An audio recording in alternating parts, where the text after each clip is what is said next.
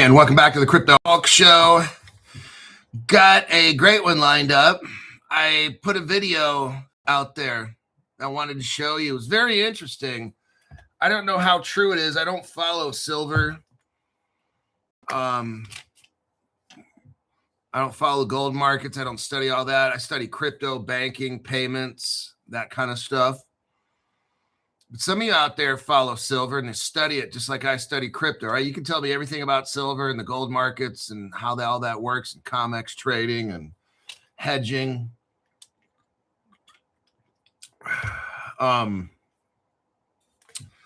Something's very interesting is going on. And I put some of that liquid IV in here. I'm not shaking up a cocktail. Actually, this is a heroin cocktail. Brilliant.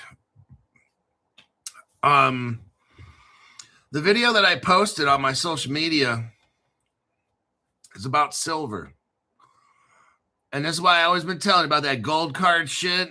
Hi, I have the glint card. Fuck me in my ass. All that dumb shit, unless you're holding the gold. I don't care if you have a certain card of some kind and they claim to have a vault. And okay, that's all good, man. I don't care. The way I roll is that fucking shit's in my hand. I want shit in my hand, okay? That's how I do this. Corey Fisher's late. I'm seeing some troubling things. Like the video shows, and I don't know if it's true.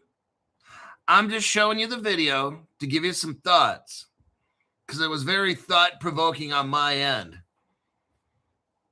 That video showed the minute Europe wakes up, they start selling off silver, and then it hits the New York Stock Exchange, then we open up, and the banks start selling silver and shorting it and all these things. And then when it hits Asia, what do? They start buying it.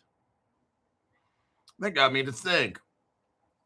And then China, according to the video, comes out and announces, oh, silver is strategically important. They forbid anybody to sell silver outside of China.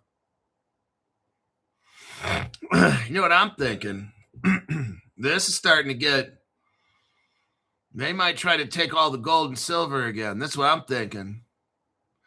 Because what China's doing is telling people right now, oh, you can buy and sell it within China, but you can't export it out of China. What if one day, I believe in this. I don't have a lot of silver. I got maybe, I don't know, a few $1,000 in silver I bought some years back. So I don't have a big dog in this fight. Now my friends got like 1,500 silver coins. I'm like, whoa. From what I'm seeing, I mean, I wouldn't doubt silver doesn't hit $600 an ounce. I'm serious, man. I'm not a big silver bug. I got way more gold than silver, but I got some silver. Those little tubes. I got some of those tubes, not a whole lot. But I'm telling you what, from what I'm seeing, now I don't know if that video is real, but if that's what's going on, all through European time zones and the USA time zone, all these banks are selling silver and shorting it. The video shows us that there's really not a lot of silver around, that all this they're doing is gambling with paper silver. It means it's not real. It means there's not as much. All the money they say they're doing and they're buying and selling, there's not that much silver. They're pretending. Oh, and what is China doing? They're buying it, according to the video. So you've got to make your own decision up about what you want to do with precious metals. Precious metals. I really feel gold and silver is going to just go. It hasn't even taken off yet. Hasn't even taken off, in my opinion. There might even come a day when they'll be like, oh, you can't keep gold can't keep gold or silver. I'm like, fuck, man. Why do they always have to fuck us over, right?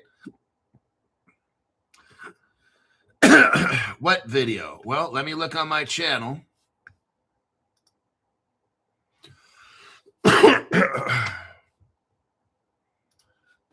Go to my channel.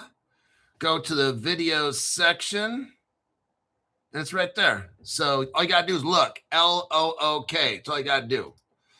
So Robert Driscoll, thank you very much for that. Hi.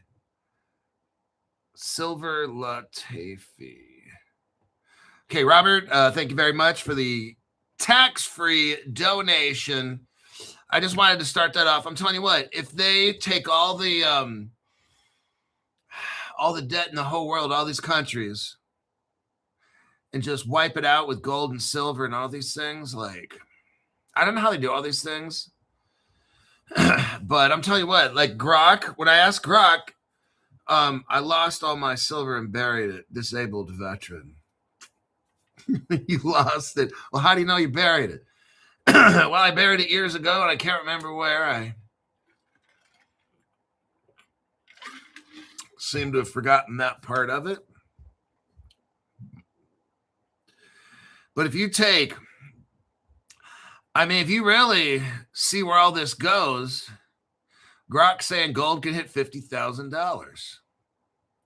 And this is, Grok isn't doing this to like hype everybody up. Grok doesn't, like, that's so stupid. Like, Grok's not hyping anybody up. We just simply asked Grok the other day if they based all the debt on gold and silver, or went to a gold standard, just went to a gold standard. Every country in the world, all the money that they print, they back with gold, and it would be at $50,000. And I'm like, whoa. And Grok is showing, I think, like 15 or 20,000 at the bottom end, all the way to $50,000. So I'm going to move on with this. My name is Crypto Hawk. I'm not a financial advisor. I'm just relaying information that I saw that was very interesting. I don't know anything about crypto. I don't know anything about gold. Don't buy anything I tell you to buy. Don't sell anything I tell you to sell. Basically, every show I've ever done, I'm high. Heroin, cocaine, methamphetamine, LSD, you name it. I'm drinking it, putting it in my tea, putting it in my ice cream. I got my drink right here. I got 7 different drugs in here. So everything I say on the show, it's just drug related. I can't even think straight.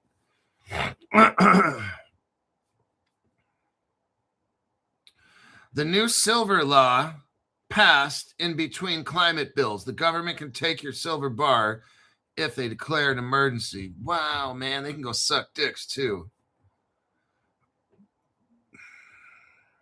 That is so fucking stupid. Like, I really think all this is coming.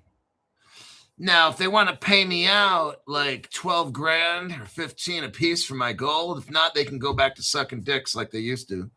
Because I'm not selling mine for 5,200. Maybe for 15, 12, like 12 grand. Sure, I'll fucking sell my gold for 12 grand. All righty then. Let's get into this. Yeah, let's get back into this. I saw something that was interesting. Let's go into a deep dive here. Good little conspiracy.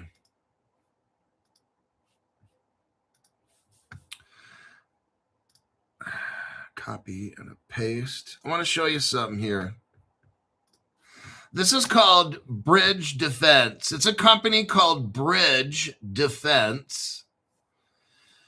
And they were awarded about $100 million by the U.S. Special Operations Command. You ever heard of Special Forces and stuff? SF. If you're in the military, you know what SF is. Those high-speed guys that walk around in a T-shirt, and they got an AK-47 on one shoulder and a fucking whatever on the other arm, and plenty of hand grenades and shit, and sunglasses on, and they don't need to wear helmets or bulletproof because they are bulletproof. They move faster than bullets. Those are FS guys. All right. Bridge defense. Okay, so what we got going on here is this. This right now is not crypto related that I know of. There's no crypto in this article. Okay, what this is, I'm going to show you where things are going. And then you can go and maybe find stocks that you might want to invest in. We know that quantum computing and AI takes a lot of electricity. And you've got to keep the computer cool or shit burns up. Now, I talked to you a long time ago about cooling centers for data. So some of you that have an imagination, you can go out there and go find cooling centers stocks. We went over some on the channel. I listed probably 5 or 8 of them, maybe about 4 months ago. Now, what we have here, I want to show you what's going to happen in the future. I'm not going to deep dive this because it's not exactly crypto related. This is more of, do you want an alternative investment? Some of you have some time or you want to go look for future. So you're going to go look for gold nuggets. What we have here is a company called Bridge Defense. They were given $100 million. This is big. But what this is this is very early. All this stuff we're talking about, crypto right now and all that, it all started with the government. It started with the government and the military. And then it makes, well, I almost knocked over Zoltar. Sorry there, buddy. He's so spun out. He don't even know. He was snorting cocaine like a fucking elephant earlier. What we got going on is all this crypto stuff started in the world of defense, didn't it? Yep, you're right, Crypto Hulk. It all started with 3-letter agencies, national defense, and all these things. And then we got a company called Bridge Defense, and they came up with a little handy dandy. I'll summarize it for you. The military is using or wants to use, is already using Bridge Defense. What they do is you take a quantum computer with AI. You already know it's going to take a fuck ton of energy, right? And it's going to create massive heat. So what they did is instead of living in Antarctica and negative 80 degrees Celsius temperatures, why don't you bring that Antarctica to the middle of the desert, wherever you want to? This company here, Bridge Defense, came up with a pod, a POD, a pod where you put this computer, you open the pod up, you put the quantum computer in it, you shut the pod, and that motherfucker gets down to near zero, absolute zero, which is probably 120 degrees colder than zero. Absolute zero. Zero. So that means you could be in Saudi Arabia, Iran, Mojave Desert, whatever it is, and running a quantum computer out there, and you don't need all this fucking cooling system shit because they designed a pod. And they got $100 million to contract to make this thing. It produces deployable, high-density AI computer systems over a 5-year period. That's what their goal is to try to make. The contract follows a successful prototype. It's called iCool, lowercase I, capital C, and then lowercase OOL program. Some of you want to look that up, and maybe you want to look for companies that might be associated with this that might make you rich one day, okay? That's how you do this. I'm not a stock advisor. I'm not a financial advisor. I'm just showing you opportunities to get rich. So the program's called iCool, and Bridge Defense made this. Now, I'm going to tell you something early. I'm going to tell you something right now. Let me tell you something. all this military shit, you're going to do your little research and try to find these companies. And know what you're going to come back with? Snake eyes. Because all this stuff's secret. You're going to find all these things, and you might find companies. You might find companies that are helping here, but there's no information. There's no president. There's no board of directors. There's no venture cap. There's nothing at all. And this company called Bridge Defense, they have a company that's helping them. Let's take a look here. Let's take a little looky-loo. Maybe it says in this article here.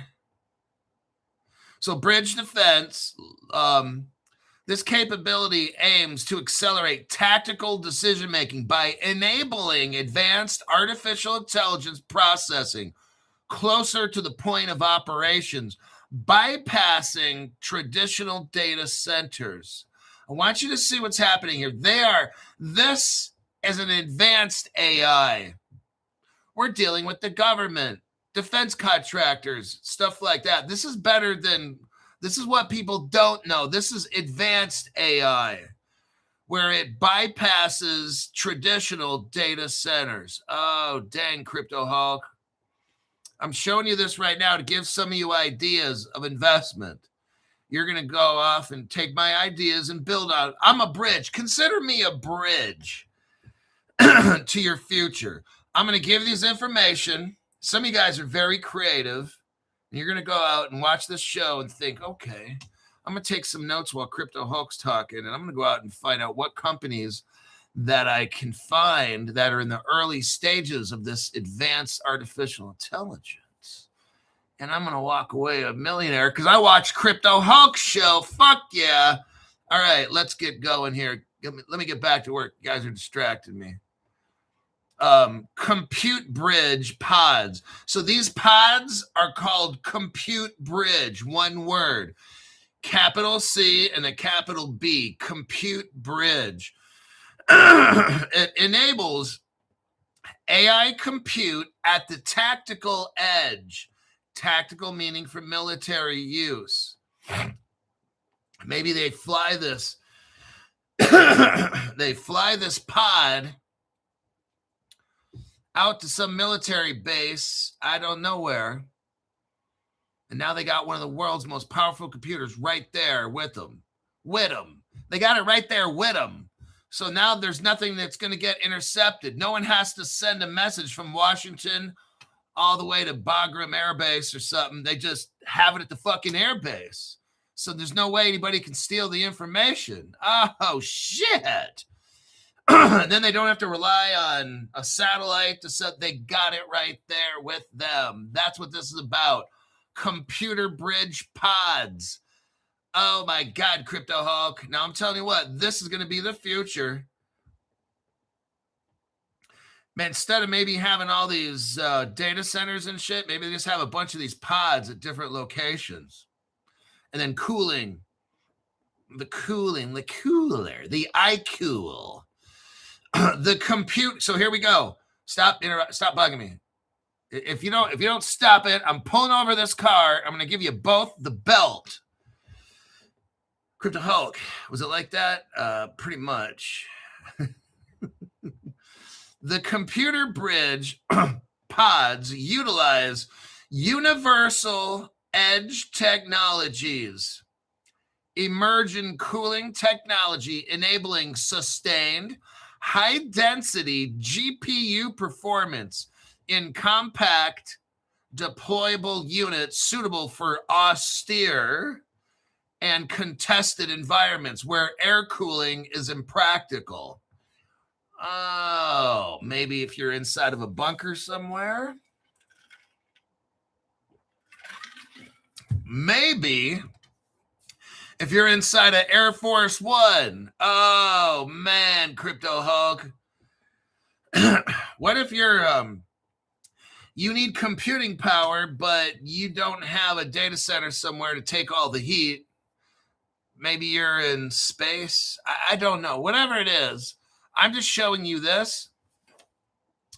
Bridge Defense is a next-generation defense integrator focused on delivering comprehensive operational capabilities for the government's most demanding customers and most challenging missions.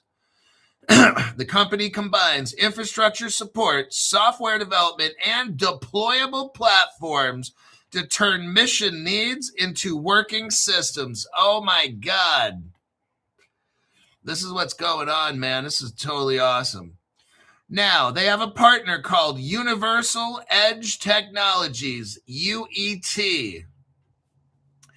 Now, here's where the mystery really begins, and I'm going to be careful with this. Universal Edge Technologies is a U.S.-based technology company, three-letter agencies all over this thing. A U.S.-based technology company specializing in deployable, high-density edge computer platforms designed to operate in austere, power-constrained. Oh. So if you had this computer system of cooling, you could technically put it in an outpost, maybe even within enemy territory, and be running a computer system that's supposed to draw tons of electricity and no one's even going to know. Oh, this is brilliant. There could be helicopters flying and you won't have a infrared heat footprint. They won't be able to find you because you won't be kicking out the heat. This is something very interesting.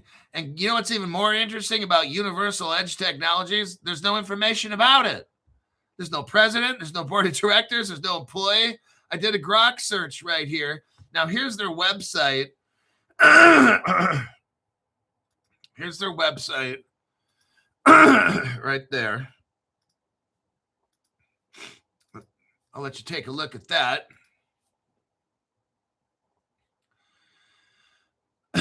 Overview of Bridge Defense. Bridge Defense is a service-disabled, veteran-owned small business. It's certified by the Veterans Administration and the Small Business. So this is a real business. It's owned by some disabled veteran. I'm going to cherry pick this for the sake of time. They provide cybersecurity, secure software development via CodeBridge. CodeBridge, huh? And rugged edge computing. Now, there's no mention right now of fintech, blockchain, crypto, and all that stuff. I'm just sure this is a strictly quantum AI computer system. Now, in my opinion, that will use crypto technology. Can we say HBAR seals Q? Oh, shit, Crypto Hulk. Oh, I think in the future, they're going to add the crypto to this. This is why I'm showing you now, because I'm trying to keep you ahead. There might be investment companies that start opening up and bridge crypto into this quantum AI. And then he'd be like, wow, Crypto Hulk, thanks for showing us this military application, advanced AI system of cooling. Oh. This appears to be a traditional defense integrator with no crypto-related activities, no tokens, no blockchain. I'm showing you this now, just keeping you open to it.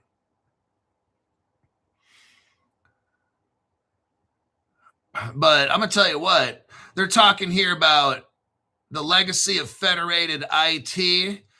The founder of this program acquired by Bridge Defense in September 2025, over 2 decades of trust in federal internet technology services. Oh, man.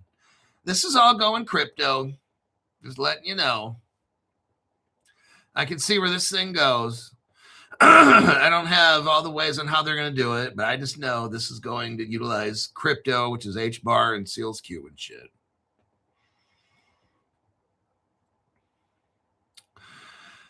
UET provides immersion cooling technology for bridge defenses, computer bridge products. Okay, Universal Edge Technology. I want you to see something here. Here's the game they're playing. You've got a veteran business providing a contract for the government for $100 million to provide cooling services for their quantum military computers. So Universal Edge is actually one making this shit, okay? Bridge Defense has the contract. Now let's look into Universal Edge. I'm going to fast forward here to Universal Edge. Let's take a little look on who are these people. But you got Palantir mixed into this. You got Missile Defense Agency mixed up in this. Everybody, are you hearing me? Holler if you hear me.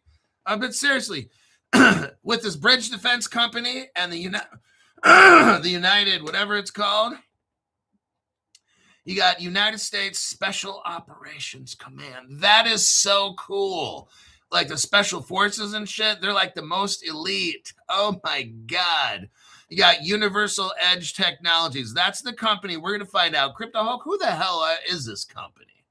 You know what my answer is going to be? I don't know at all because it's a ghost. You know what that means? This many letter agency. That's what that means. Maybe combined agencies. Maybe there's this letter agency and there's like 5 different ones. Oh man, Crypto Hulk. We know Palantir is hooked up into this. I'll talk to you about them. And of course, again, the missile defense. Don't want to say that too loud. Missile Defense Agency is involved in this. Just saying, not a big deal.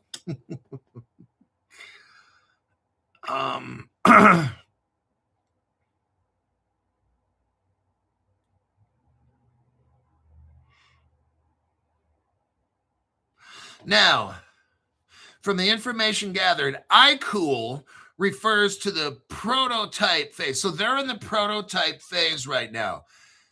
Universal Edge Technologies is making it. The core technology involves immersion cooling provided by Universal Edge. So they're the ones making it.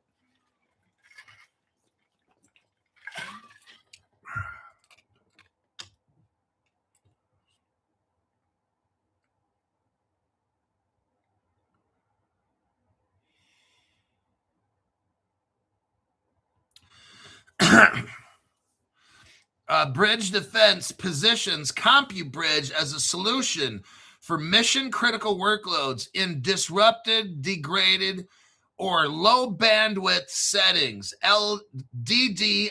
What that is, you got to keep the low profile on the electricity and all the light. That's what this is. This thing's not going to give off a lot of heat. They're going to somehow have heat exchangers hooked up. I know a little bit about this. I used to know somebody who worked for NASA with heat exchanging for the space shuttle and stuff. Back about 20 years ago, I knew NASA engineers. And that's what this thing probably has is a heat exchanger, because if the enemy has infrared sensory and they look for heat signals, they can fly drones around and this thing won't pop up on anything on their radar. So that's what this is for.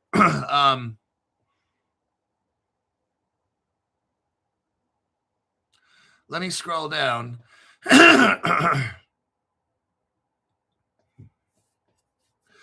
Overview of bridge defense. Let's skip past that.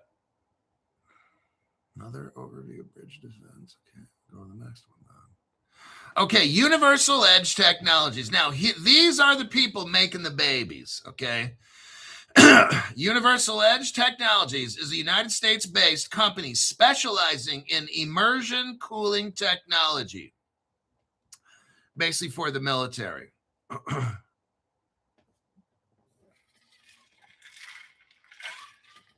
Their main focus is the military, this Universal Edge place. They have a low profile and a business to government relationship. They're not for the public. There's no detailed mission statement with this company. There's no product catalog. There's no comprehensive section about who they are on their website. It's very generic. We're guessing the employee count is at 2 to 10 people based on LinkedIn data. There's no public disclosures on revenue. There's no founding date, like when this was founded. There's no headquarters beyond a general U.S. location. Nobody knows where this place operates. Are you seeing what I'm talking about? 3-letter agency. There are no mentions or evidence of involvement in fintech or nothing. There's no crypto-related activities with this company at all. Just putting that out there. The company appears to operate in a niche defense tech space with limited public visibility. Well, isn't that something? Well, who are the founders, Crypto Hulk? Well, according to Grok, there's no founders or co-founders at all. Extensive searches for Universal Edge Technologies founders yielded no names. There's nothing. No nada. The company's minimal online presence suggests founders may maintain a low profile due to defense-related work. Oh, there's no advisors in this program at all. There's no employees' names. Nobody knows anybody's name who works for this company.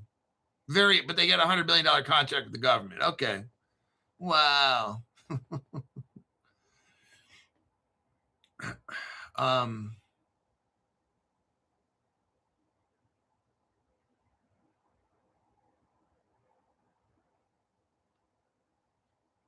Yeah, I can't tell you anything about the company at all, except they're working with U.S. Special Forces Com. That's it.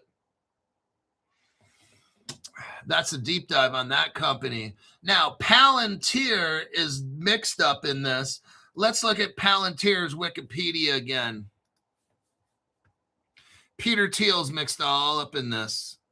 PayPal's original roots with Elon Musk. Let me tell you what, they've been playing grab ass with the government for 25 years. Palantir Technologies. Palantir is an American publicly traded company that develops data integration. Well, what do they integrate into? Oh, 3-letter agency, computers, Crypto Hulk. Not a big deal. So this is Palantir. They integrate information from multiple sources. Its flagship product is Gotham, kind of like the Batman and Robin Gotham City.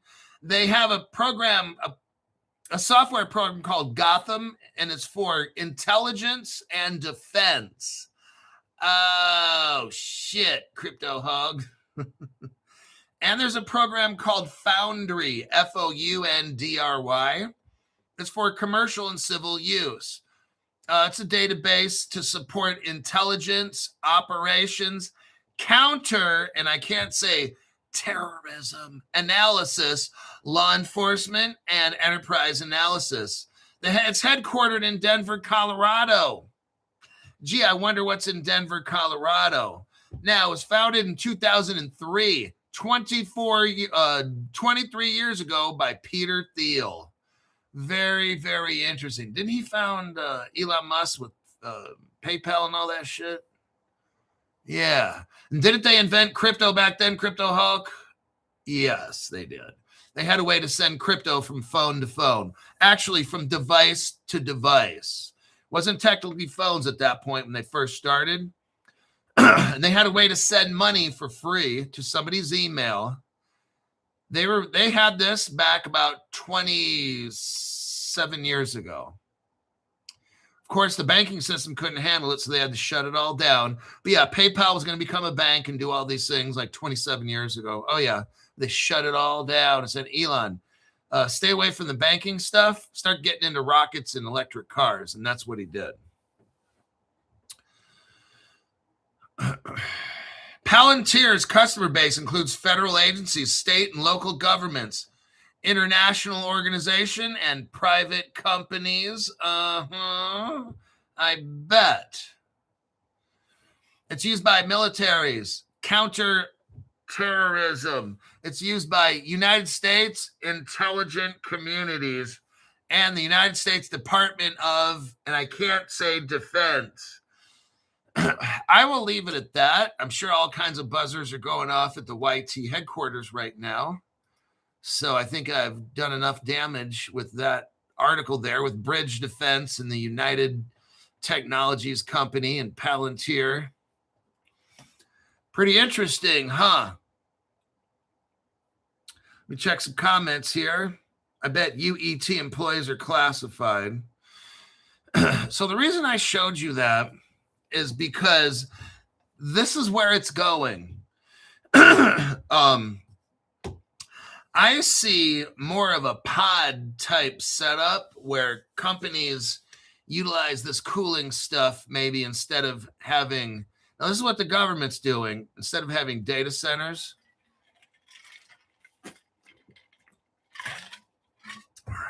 I think like right now they're building all these data centers all over the place. But I think in the future, if you utilize quantum computing and AI together, you get more efficient and you probably won't need a data center. But I think this is more for specialized, smaller operations. And maybe you will need, look, I'm not an expert. I'm not using a crystal ball. That's Zoltar's job. But what I'm showing you is that this technology is a prototype and they're going to start testing it and using it. Maybe it spreads and data centers don't become as big. Maybe you still need a lot of data centers, but they don't have to be, 3 million square foot warehouses. Maybe they could be 300,000 square foot. I don't know. I have no idea. I'm just showing you this technology at the very beginning. Early mover advantage. So I've given you opportunities to see Rise of the Machines, says Stephen Morris. Stephen Morris says weed. And let's go to the next article here. David Schwartz. Gotta love him. David Schwartz had an article and an interview and Trading View magazine or whatever, internet magazine. What did David Schwartz say? That XRP is not going to hit $100? Okay, so what do we got here? We got a hit piece. They call it a hit piece. You got David Schwartz. I'll tell you what. All these people, they can't. I'm not saying Dave ES is lying. But Dave ES really can't tell you the truth because who does he work for? This letter agency. Okay. What he's saying is true, but he's not telling you the full truth. Okay. We're going to go through the article and then we're going to discuss how David Schwartz shuts down the claims of XRP hitting $100. Oh, what? Crypto Hulk? David Schwartz that's not going to hit it? Well, kind of. He's playing the game, and Crypto Hulk has this. Attention, the bullshit meter has detected major BS. Confirmed. That's definitely some bullshit. Okay, here we go. Discussion around XRP's long-term price outlook picked up this week following remarks from David Schwartz during a question and answer exchange with members of the XRP community on X. The former chief technology officer of Ripple and one of the original architects of the XRP ledger weighed in on claims that XRP could realistically reach prices of $50 to $100. Do you want to know why XRP prices are dumping right now? I won't say this, okay? I won't say it. But what I will say is dumb people that sell. That's the reason. Really stupid fucking people on X. Some of the dumbest knuckle draggers they got are on X. Let me continue. Interestingly, David Schwartz's view wasn't one of outright bullishness, but on how markets actually price belief, probability, and conviction with a blunt reality check. When asked whether to tell investors that XRP cannot realistically reach $50 or $100, David Schwartz refused to give in to take that position. Instead, he began by explaining why he was uncomfortable making absolute statements about XRP's future price. Drawing on personal experience, he pointed out that he once considered much lower milestones unrealistic, including XRP trading above a quarter and Bitcoin reaching $100 as an impossible dream. Okay, let me tell you something. When David Schwartz started with Ripple, he chose a paycheck rather than a percentage of XRP. I know this because I remember reading all this. So he chose, right from the beginning, he did not think XRP would hit the prices that it would. That's why he took a paycheck. He did not take XRP like everybody else, okay? Like Jed McCaleb and all these people took like 10 million XRP. No, David Schwartz just settled on getting a monthly paycheck or a bi-monthly paycheck where you get paid every 2 weeks in money, dollars. He's telling you right here, listen to this. He's telling you right here, when he started working at Ripple and shit, he only thought it'd be a quarter. And David Schwartz only thought Bitcoin hit $100. This is David Schwartz for you right here, okay? I'm just reading the article. I'm not name calling or whatever. I'm just telling you what he's saying. He's telling you that drawing on personal experience, his own thoughts, David Schwartz didn't think XRP go above a quarter or that Bitcoin would ever hit $100. Well, we all kind of know what happened there, right? Oh, so already from the, like, David Schwartz, I'm not putting David Schwartz down. I'm just telling you what he was thinking. It kind of reminds me of that pizza guy. David Schwartz kind of reminds me of the pizza guy with Bitcoin where he spent like 13 million Bitcoins to buy a pizza or some shit like that. Or you guys know the story, whatever the fuck it is. When Bitcoin first came out, some guy used 300,000 Bitcoins or something to buy a pizza. And in today's money, it'd be something like $300 million or something. Okay, so that's David Schwartz. He had to work on a project, didn't quite know the effects on what would happen money-wise. His job was to make a platform, to work on a platform that was designed to do stuff.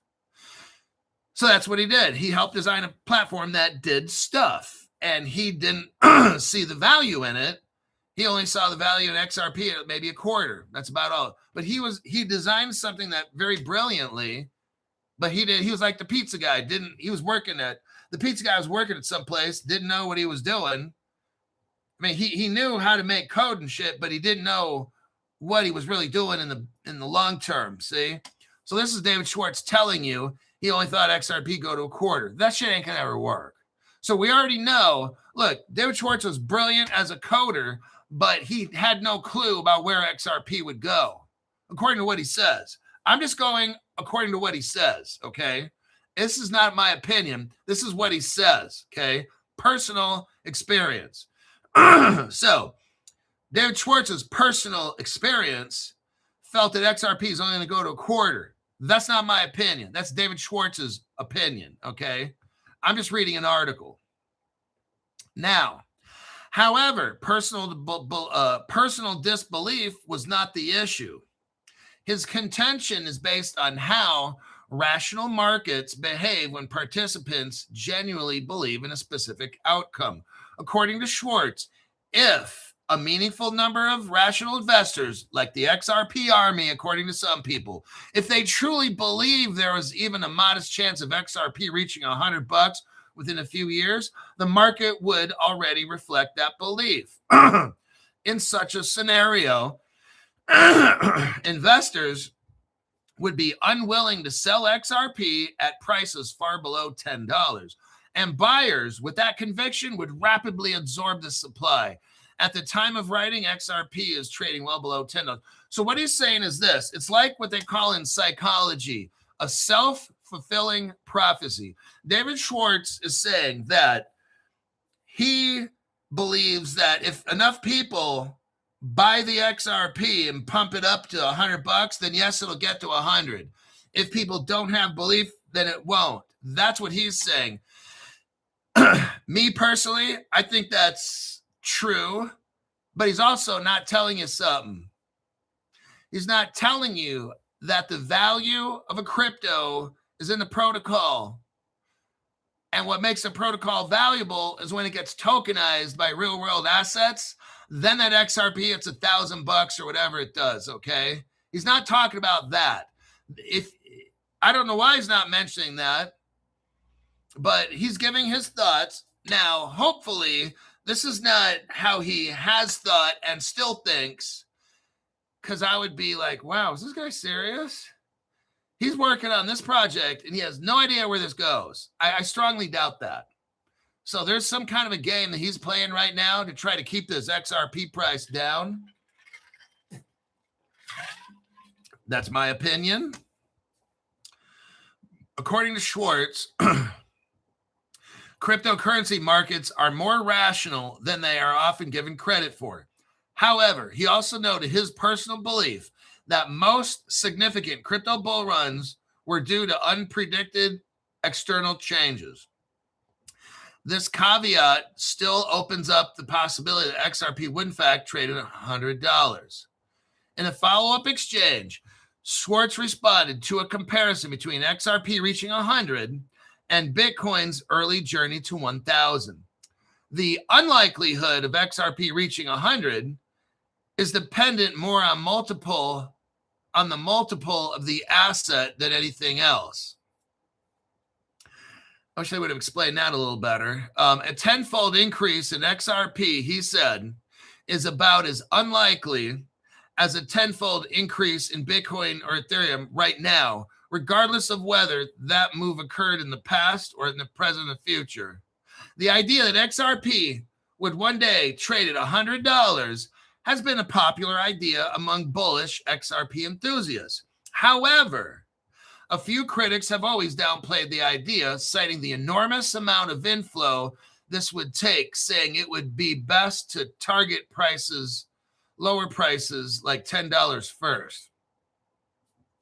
Schwartz remarks do not declare $100 XRP impossible, but following the reasoning of the latter group,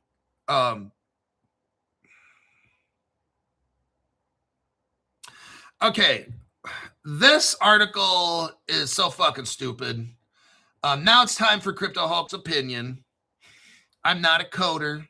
I don't work for any fintech companies. This is just strictly average guy comment, okay? Why are we talking about what does the crypto actually do? The utility, the use case. Why are we not talking about that? Why are we not talking about what tokenization does to the value of a crypto? Why are we not talking about the fact that they don't have to release all of these XRPs right now? They could burn them up. Why don't we ever talk about that? Why don't we talk about if they burn the XRP right now, it's in escrow. What is there, 40 billion? What if they burned all those up and tokenized everything in the world and put it on the ledger? Why don't we talk about that? See, that's the conversation we're not having. What are we talking about? Price. And what is price? A distraction. So is David Schwartz distracting everybody? I'm not saying that. I'm just putting that idea out there. Again, what gives a crypto its value? Its utility.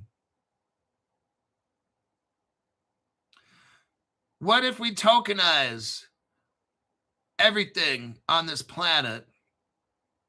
Why don't we talk about how interoperable the XRP ledger is, and why no one ever talks about why did the Interledger Foundation, Evan Schwartz and Stefan Thomas of Ripple in 2014, why haven't we talked about why did the World Wide Web integrate the Ripple's Interledger protocol into the internet to allow digital payments? Why has that never come up in this conversation?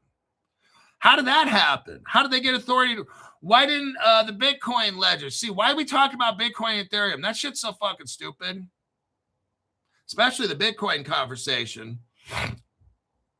Can you tokenize on the Bitcoin platform? No, that's ridiculous. Who made Bitcoin? We don't know. Why the fuck are we even talking about Bitcoin? See, these are all the things that I don't go on these X pages because you got some of the dumbest motherfuckers on those things. These people are so fucking stupid. They're all trying to have a little popularity contest and show how fucking smart they are when they're not. And what they're trying to do is do shit like this. See, this is why This is all a government. This is a little plan with David Schwartz and the government, because he's only worked for the NSA his whole life. So, I mean, he's a lifetime member. You pull out his wallet and he's got a lifetime NSA card sitting in there. Okay. So we all know where he's at. All right. But we're not talking about any of the stuff about tokenization. Why do all the banks, central banks in the world, and the biggest banks in the world, why do they all have relationships with Ripple and all that? Why isn't it with anybody else? Oh. Why are we talking about price? Like right now, price is not even important. See, these are the things that I bring up, and I don't need to go on no X space and listen to a bunch of fucking stupid ass people. Concreum says he's obviously contradicting his last statements about XRP. What happened to it can't be cheap? See what I'm saying? Crypto Hulk, that's why I got this. Bullshit! Bullshit! Bullshit! That's bullshit. And now I had to set off twice on this show from this little article here. That article's so, it's designed for low IQ people. That's what it's really designed for. It's designed to confuse people. That's why the XRP price has been dumping. Probably since this article came out.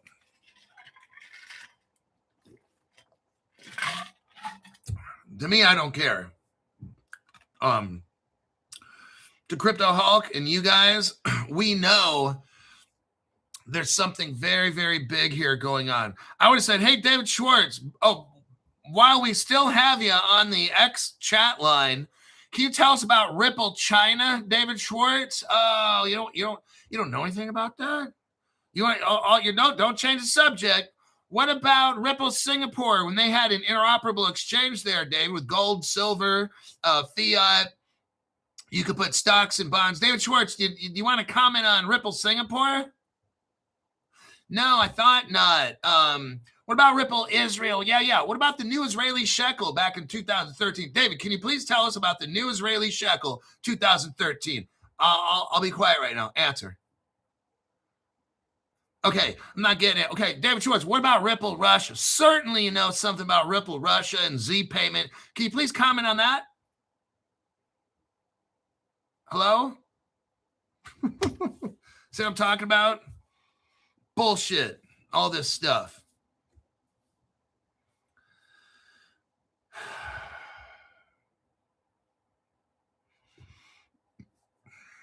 Don't let me on a show. All I'm going to do is just speak facts. And guess what? People are going to come up with reasons not to talk about the Ripple Epstein. Yes, the Stellar and Ripple and Epstein connection. Who is Epstein really working for? We already know Ripple and Stellar. That's all government shit. But maybe was Epstein working for the government as well? I don't know, man. I don't want to know.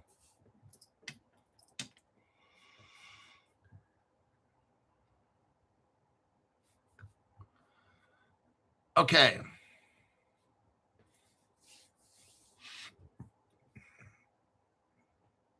Seven minutes. Seals Q. Oh, shit.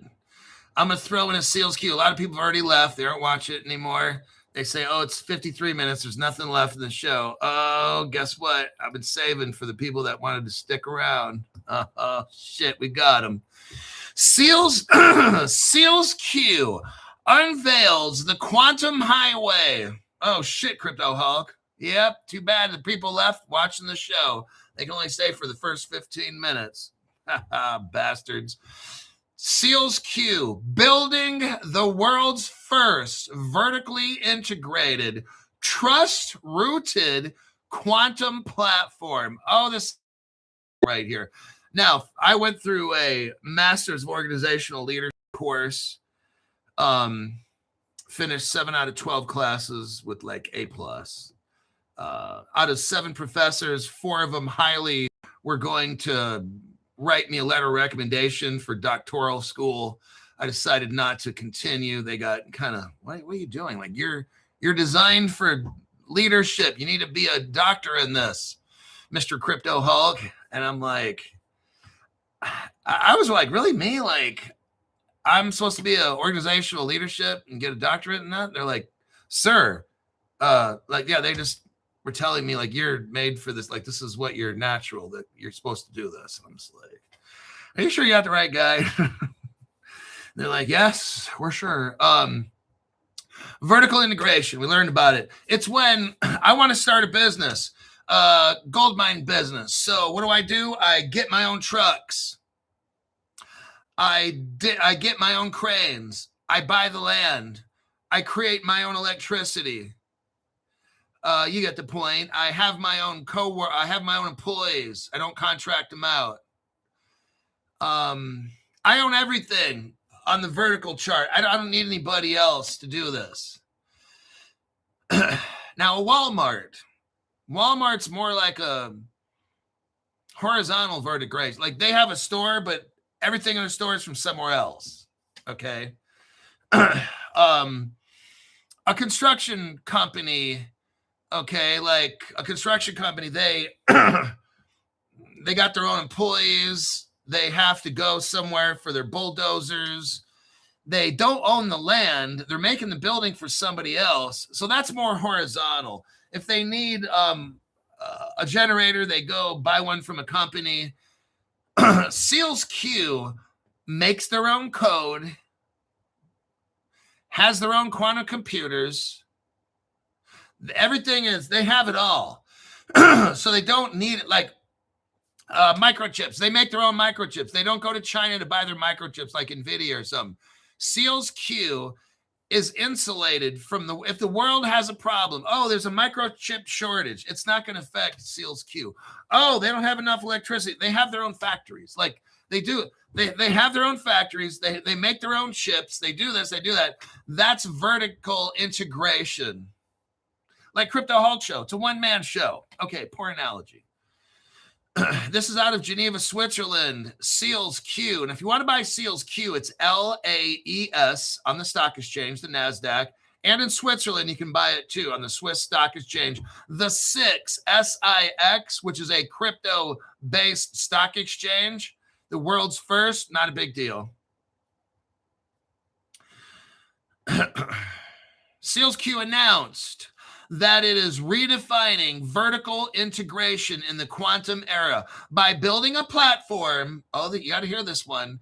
By building a platform where trust begins in silicon. Yes, silicon. Rather than developing quantum solutions in isolated layers of hardware, software, and connectivity, Seals Q has designed, it's already done, has, HAS. That's not will, WILL, it's has, past tense. Has designed a fully integrated architecture in which cryptographic identity, post-quantum security, and sovereignty are embedded at the hardware level from the onset. This ensures that security and trust are intrinsic properties of the system, not external add-ons. The initiative began with a pilot quantum corridor linking Spain, France, and Switzerland. This proof of concept demonstrated that secure cross-border collaboration in quantum and post-quantum technologies could operate under a unified hardware-rooted trust fork. As the ecosystem expanded to include active developments and partnerships with India, United States, South Korea, United Arab Emirates, the corridor evolved into the quantum highway, a globally scalable, sovereign by design interconnection architecture. The quantum highway interconnects secure semiconductors, ASICs, post-quantum cryptography, and quantum computing systems with a single verified platform. At its foundation is a hardware root key physically anchored in secure silicon, which establishes immutable device identity and governs each component's life cycle. from manufacturing to personalization and authentication, operating updates, decommissioning. Through these acquisitions and partnerships, SealsQ is aligning quantum processor development directly with its secure semiconductor and post-quantum cryptography roadmap. This approach goes beyond financial participation and enables deep technological integration, shared roadmaps, coordinated research and development aimed at embedding hardware-rooted trust and post-quantum security.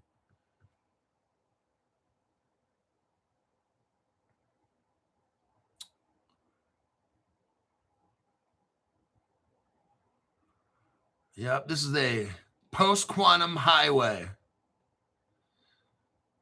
Let me look through here. So that right there.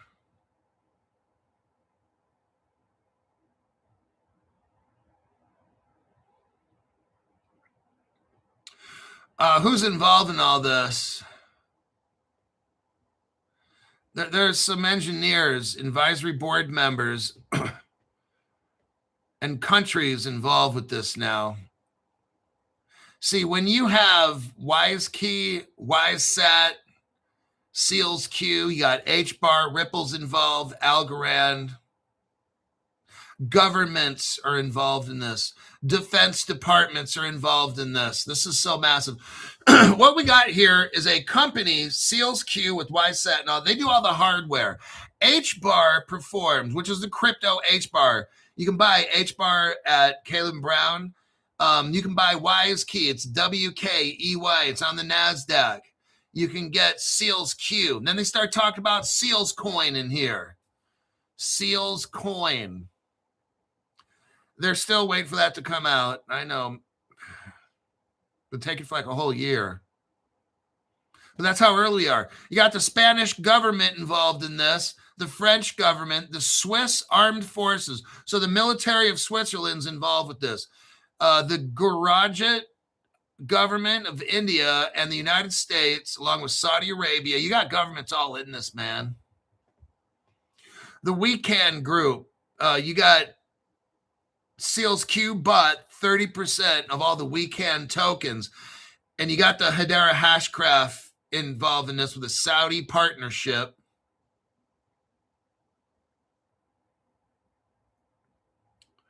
And that is your last article right there.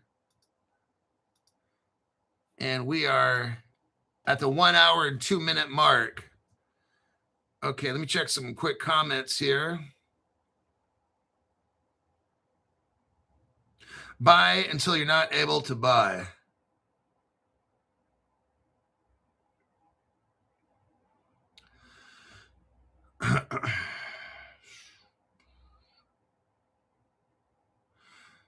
All right, that I believe will be it for this morning's program. I will try to make a PM show, and if I can, I'll see you the next one. Definitely doing a cold plunge.